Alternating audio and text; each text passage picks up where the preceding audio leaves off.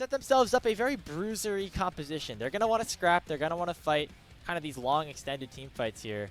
And they have a lot of semi-globals to also get it done. Yeah, it's going to be a very risky gank if it does not go well, but they know PP God does not have any summoner spells, so they can go straight onto the cow. Third knockup will be available here for Kanavi, and he will find it for first blood to top Esports. The response is a gank in the mid lane for Aki and Doinby, but they are only able to burn the flash of Cream. You are pretty much leaving that dragon uncontested, going over to NIP. Kanavi has no interest in walking into this river whatsoever. So some time to go for the grubs, and also time for solo kill to maybe find one of those onto Jackie Love. Already has the flash away, but solo kill has a lot of damage still to work with and just refuses to go down. The big beefy Scion picks up from the 1v1 kill, but all of a sudden that 1v1 has become a 1v2 as 369 and Chris have arrived. Solo kill will try his best to clear out this wave, but he's going to be very happy with this situation. A good death overall, as some Europeans would like to say, as solo kill gets on the board for NIP. Interested into taking that, and Jackie Love was left all alone, overextended, and ends up getting punished. As Doinby has got to burn his flash right here to get away from a Talia W. But again, these are the situations that make you question top esports as like the top team of the LPL. They had no business like getting Jackie Love killed right there for once, and two, moving to contest a dragon that was never theirs. They will eventually get all 3 grubs off of that place. Kanavi's able to grab those, but it comes at the cost of Leave picking up 2 plates for himself. Is going for the on-hit Varus build with that Blade of the Ruined King going to come in first, so we'll help him a little bit in terms of dishing out some additional damage. Chris going to get caught out here by everybody of NIP. It's 3 members collapsing upon the realm to take her down, and now Kanavi is going to be the next target as top esports just overstaying their welcome. 5 members in the mid lane for NIP are going to get themselves the feat of warfare. They want to stop the stacking. TP is going to come through from 369 to push down that bot lane wave, as Crispy's shadowing Cream over on the top side to not get dived. There is plenty of vision in general, as you mentioned, over on the top side of the map for NIP. Of course, trying to keep Leave alive at this point. That's how the group has looked like. Just random teams beating random teams. As it's like Doinby might get caught out here a little bit. He steals with the Crescent Guard, but I don't know if it's going to buy him enough time. He jumps over the Weaver's Wall, but he's going to get flicked right back by the seismic shove, and Jackie Love will pick up the kill.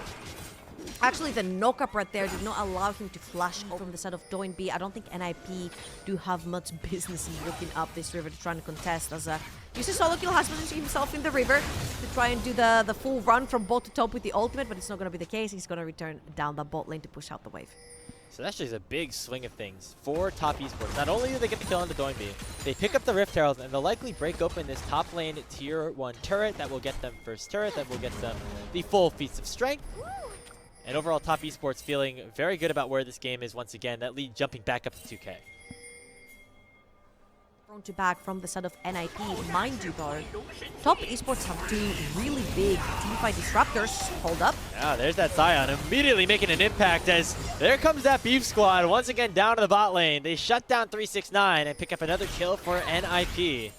Response though for top will be popping that Rift Trail for Kanavi in the mid lane. They're going to try to break open this tier 1. They will be able to do that successfully, but they are losing waves in their side lanes as we speak as well. Yeah, great pick right here from NIP. They are going to pay with the mid lane tower, as you mentioned as well.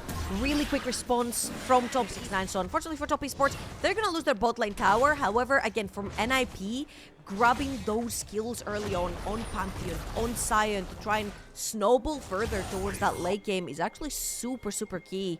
As you see, first items are starting to come through for everyone. Inventory, Last Whisper easily purchased into Lord Dobbs, like try to break the armor before the armor bundles up onto the Scion, right?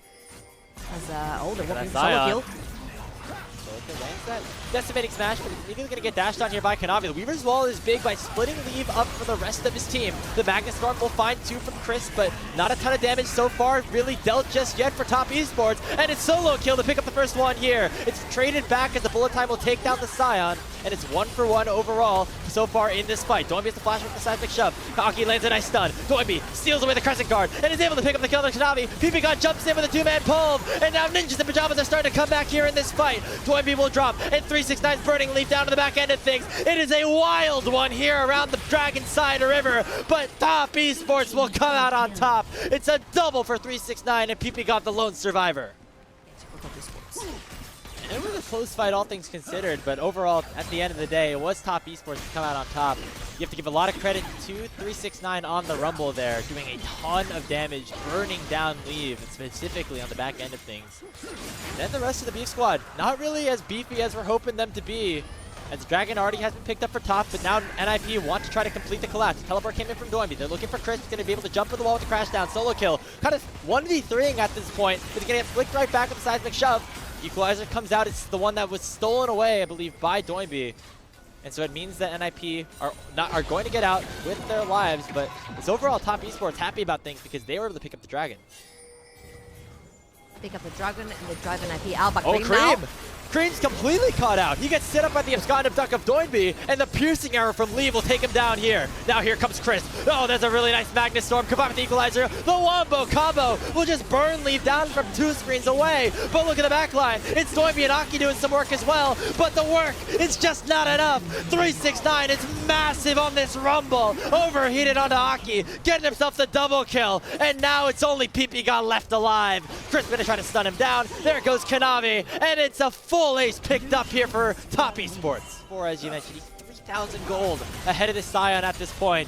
Just a massive player in this game. And now they're going to look for another fight. Here goes Cream. A really nice seismic shove will find 2. The blast cone away is not going to save Pyjamas. Kanavi will then pick it up. Another 2 kills go the way of top esports as they're starting to run away here with this game. Again, that top side of the map has been absolutely stellar. The disruptive abilities from Kanavi to break apart the fights, not allow NIP to front to back. 369 has had incredible flanks. I believe he's found Leave every single fight. Talking about Leave though. He dodged away from the shove, but here comes 369 with the Equalizer. That's not fair. As you can see the start of that power, the Thornbound Otacon, just a little bit on display here as they take down the Leave in the top side. Here comes the response though from NIP. They send their top side down bottom lane to try to take down Jackie Love, but Kanavi is too big. He's going to try to solo out Aki and will do so successfully. Finally, Doinby with the stolen away Magnus Storm will take it down Jackie Love, but now the rest of the team has arrived. Cream coming with a TP, going to try to save the day here for his squad, but Doinby is starting to come online as well, and NIP find a fight right back. All this gold lead is primarily on the Rumble, so the fact that Rumble could not join was the key factor for NIP to press their W buttons forward. Doinby is hearing you. He's like, hey, since Rumble is joining for this fight and it's only going to be sole point for top esports, might as well push the top side of the map. It's a bit uncontested right now, so he gets to get a level 16 onto his Sylas, 3 points onto his ultimate ability. Gain a bit more gold through that push that he had over on the top side, grabbing the tower as well.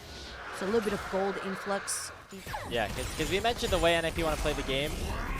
Not a ton of protection for Leave. It's the tanks like the Scion are dashing forward like this on a Jackie Love, but it's responded to with a huge Magnus Storm from Chris combined with that bullet time. It's bursting down the front line of Ninjas in Pyjamas. They've already lost 2, and now it's Doinby stuck in the middle of everything with the Crescent Guard. Leave just gets bursted instantaneously. Doinby popping the Zonies, but it's far too late. Top esports dominate the fight that Ninjas in Pyjamas started, and they'll find themselves the Baron as a reward. See, that's the magic of Jackie Love, everyone. You think he's inting, he's not inting. It's a call an ambulance, but not for me incident. They overextend, it's too far close to the tower. Top esports were around, instantly respond to it. Melt. Look at this Rumble, he's level 17. Pyjamas is level 12. He's 5 levels up on the support on the other side.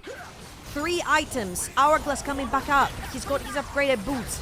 369 is an absolute monster on the Rift right now. Cream is going to push in that mid lane wave as well, so they can have 2 sides of pressure for the side of top esports. So now, one wave got burned. They're going to wait for the other one so they can shift a little bit of that pressure towards that mid side. However, majority of top esports is going to group up over in the bot lane because for them it's much easier to join with Weaver's Wall as well. Next wave is coming through. The top esports is going to walk it up. Yep, that inhibitor tower already just melting. The inhibitor likely to follow here in the bot lane. There's another wave of supers, or Baroned up minions, I should say, cruising down the mid lane as we speak as well. Still so much time on this Baron power play, and NIP gonna have to do something quickly. Otherwise, the game is just going to end. Their base is going to be in disarray, and they're going to try to do something here with a Grand Starfall and the Unstoppable Onslaught, but it only finds Chris so far. The bullet time is once again huge, but there's a big knockup that comes through from PP-God. Will it be enough to save the fight here for NIP? Leave gets caught up, and Cream was still untouched on the back line. And the answer to that, her first question, was undoubtedly no. NIP looked for the angle, but they weren't able to find it. They pick up 4 kills, and Top Esports are still marching down the mid lane, and they're going to end this game. That TP coming through as well for 369, coming back to seal the deal. His 4th item in the inventory, and only Aki left alive to defend the base. Not going to be able to do so. Blocking a little bit of damage. The seismic shove comes through. And a clinic in game number 1 here for Top Esports, proven why they're the #1 team here in the LPL, making a statement game 1 win over NIP. These were some of the best highlights from today's matchup. Which moment was your favorite? Let me know in the comment section below. This is OP, and I'll see you tomorrow. Take care.